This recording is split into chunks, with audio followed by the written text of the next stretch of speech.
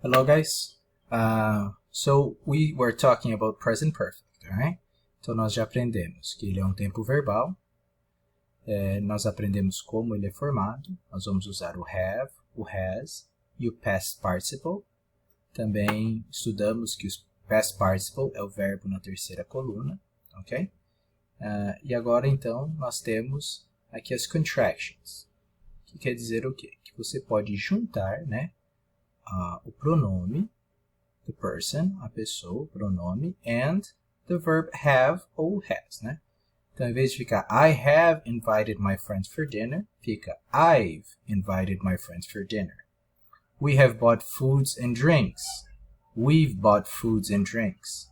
My sister has cleaned the party room.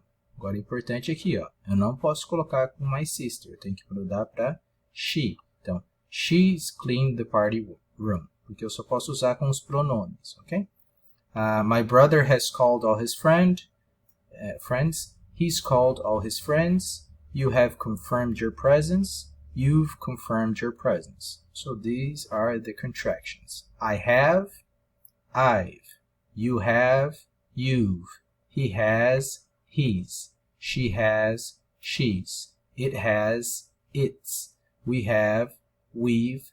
You have, you've, they have, they've. Okay? So these are the contractions.